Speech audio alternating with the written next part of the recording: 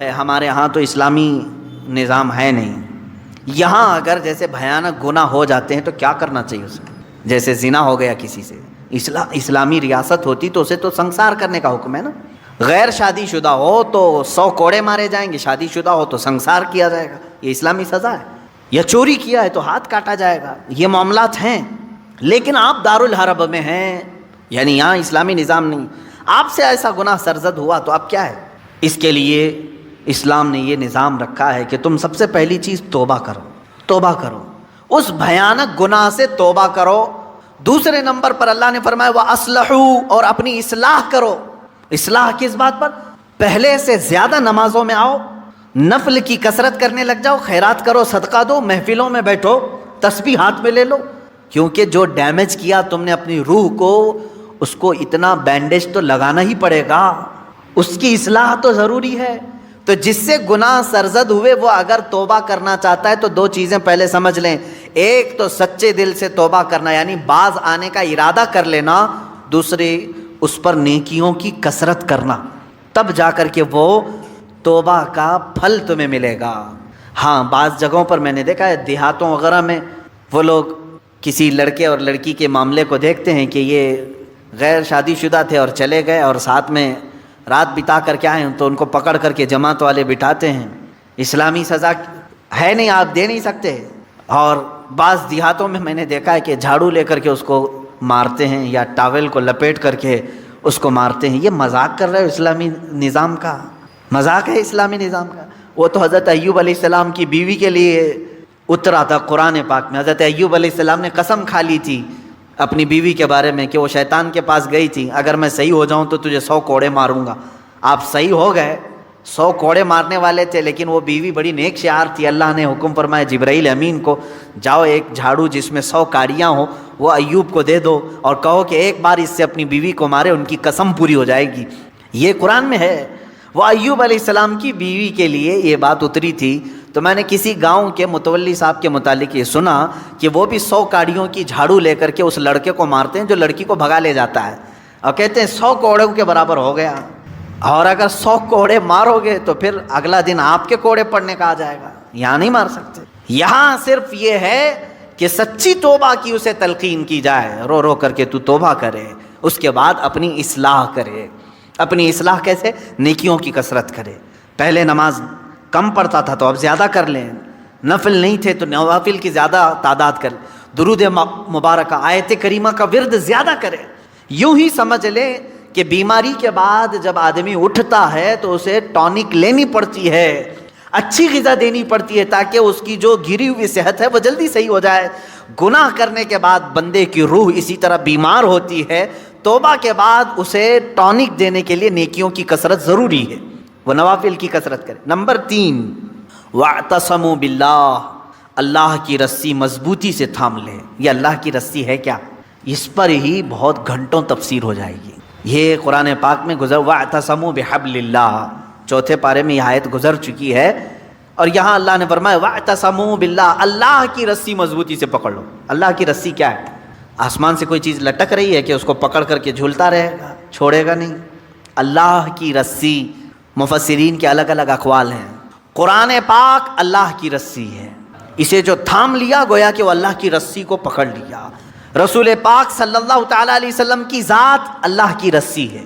حضور صلی اللہ علیہ وسلم کو جو تھام لیا، ان کی تعلیمات کو، وہ اللہ کی رسی کو پکڑ لیا ہے. اہل بیت اطہار جو رسول اللہ کی آل ہیں، ان کو کہا گیا ہے کہ وہ اللہ کی رسی ہیں. ان کو جو تھام لیا وہ اللہ کی رسی کو پکڑ لیا. اہل اللہ جو ہیں، اولیاء کاملین، یہ اللہ کی رسی ہیں. ان میں سے کسی کو اس نے تھام لیا وہ اللہ کی رسی کو پکڑ لیا. تو توبہ کرنے کے بعد اور 2 چیزیں ایکسٹرا ہو گئی. ایک اصلاح، دوسرے نمبر پر اللہ کی رسی کو پکڑنا ہے. یعنی قرآن لے لو. قرآن کو لے لینے کا مطلب یہ نہیں ہے کہ پکڑ کر کے زندگی بھر رہے. قرآن کی تعلیمات پر چلے، قرآن سے لگاؤ اور محبت بڑھا لے اور اس کی تلاوت کثرت سے کرے. یہ اللہ کی رسی ہے. حضور پاک صلی اللہ علیہ وسلم سے محبت زیادہ کر لے، وہ اللہ کی رسی ہے. اور یہ ایک بات یاد رکھیں، میں آپ سے کہتا ہوں، یہاں میرے پاس ایک رسی ہے، ایک اس کا سرا، ایک کونا میرے پاس ہے، ایک باہر، اور آپ نے اس رسی کو پکڑ لیا اور جب میں رسی کھینچوں تو سیدھے آپ کس کے پاس آئیں گے؟ میرے پاس آ جائیں گے، بلا تشبیہ و بلا تمثیل۔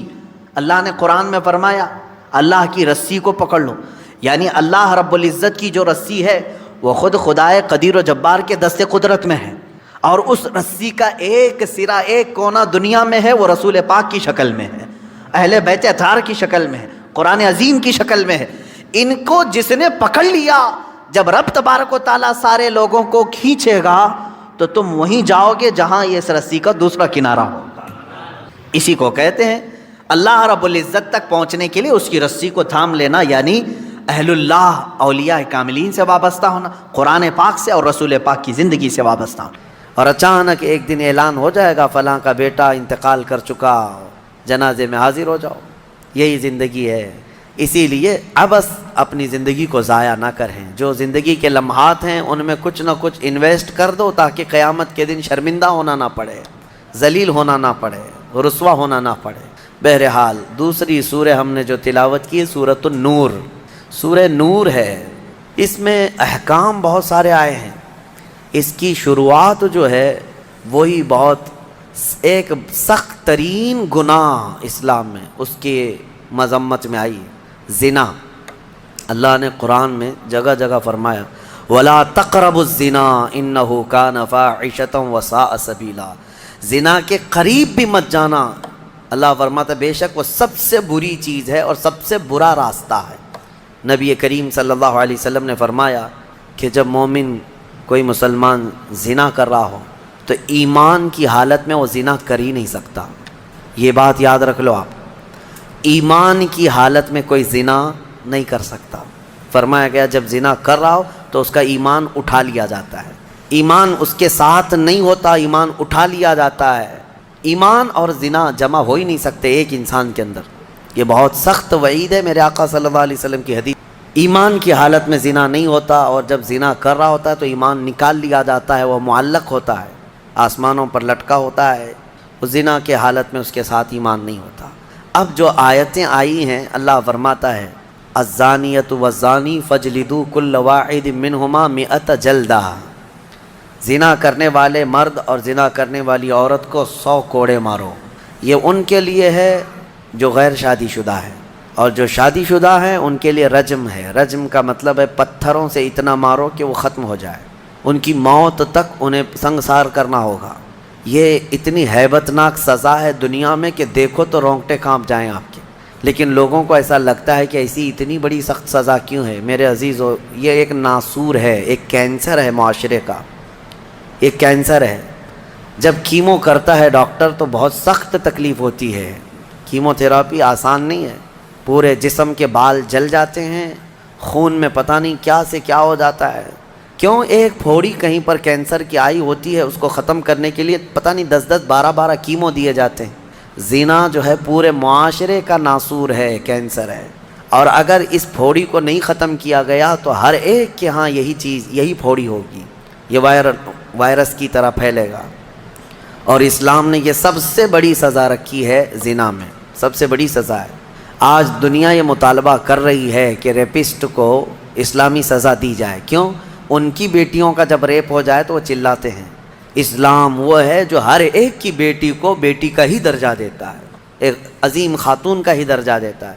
زنا چاہے بالجبر ہو بالرضا ہو، دونوں زنا ہے، یعنی زور زبردستی کیا ہوا زنا ہی ہے، خوشی سے کیا ہوا اور بڑا گناہ ہے، اور بڑا گناہ ہے، اس میں اور زیادہ ہلاکت ہے۔ اس کے متعلق حدیث پاک میں ہے زانی کے لیے 15 عذابات ہیں، 15 عذاب ہیں، 5 دنیا میں دیے جائیں گے، 5 قبر میں دیے جائیں گے، اور 5 قیامت کے دن دیے جائیں گے۔ یہ 15 عذابات وہ جھیلتا رہے گا زانی، 5 دنیا میں، 5 قبر میں، اور 5 قیامت کے دن۔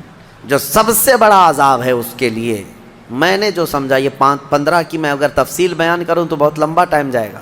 یہ 15 عذابات کیا کیا ہیں؟